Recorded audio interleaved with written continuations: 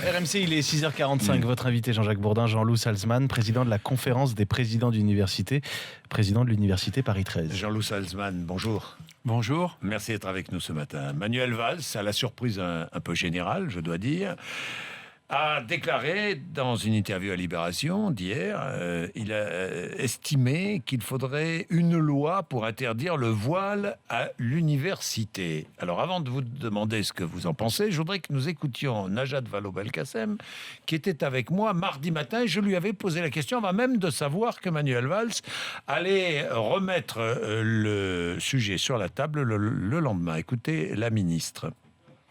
À la faculté, en fait, on a affaire à des adultes. Ce sont des jeunes adultes, les étudiants.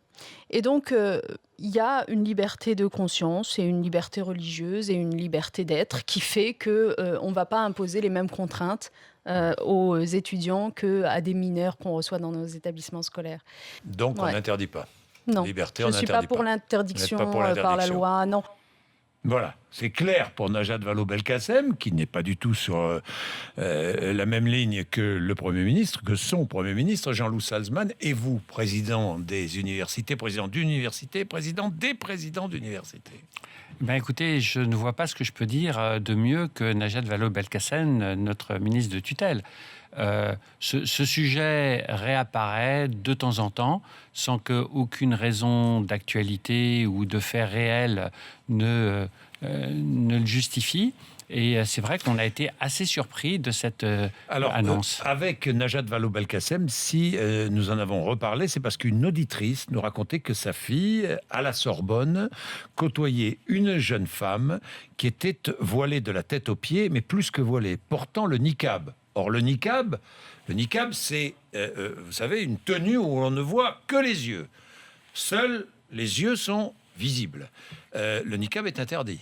Absolument. Et d'ailleurs, je me demande comment, si cette histoire est avérée, elle a pu rentrer à la Sorbonne, qui est un des lieux les plus surveillés des universités de France. Essayez un jour de rentrer à la Sorbonne. Si vous ne montez pas plate blanche, vous aurez du mal à rentrer. Bon.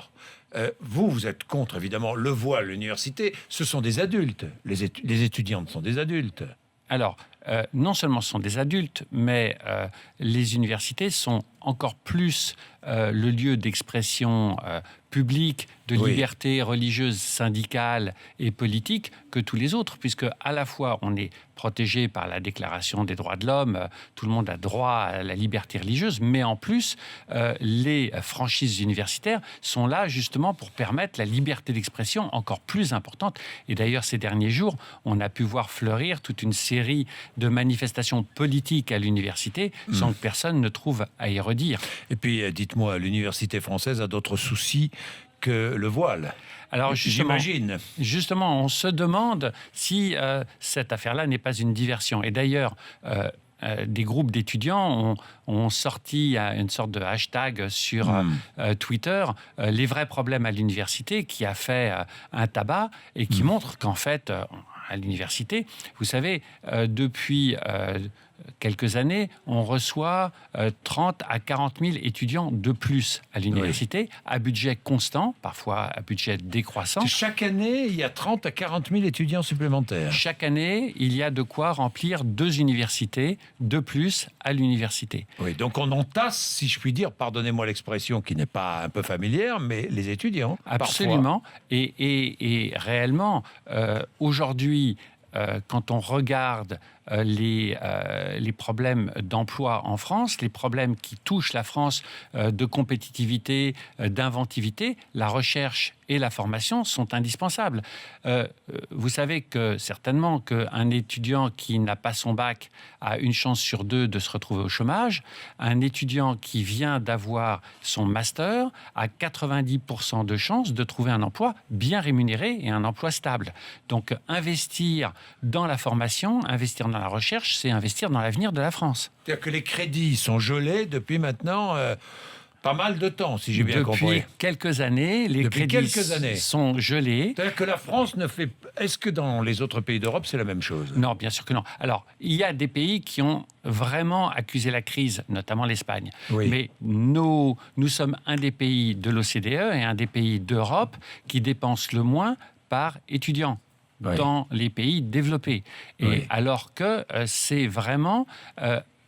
je pense, en tout cas c'est mon credo, c'est vraiment l'investissement d'avenir. Et d'ailleurs, il y a une étude européenne qui est sortie qui a montré que 1 euro public investi dans l'université générait 4 euros de retombées économiques sur les territoires qui environnaient l'université. Oui, donc investir à l'université, c'est investir pour l'avenir et investir pour le pays. Tout à fait. Et ça permet au pays de se développer.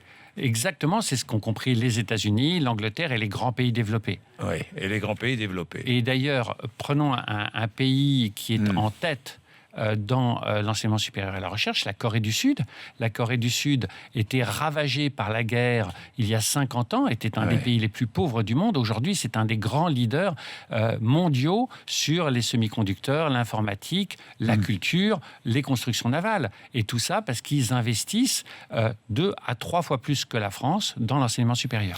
Merci Jean-Loup Salzman d'être venu nous voir ce matin. Merci beaucoup. Le patron des universités françaises qui était là en direct à 6h40 sur RMC Découverte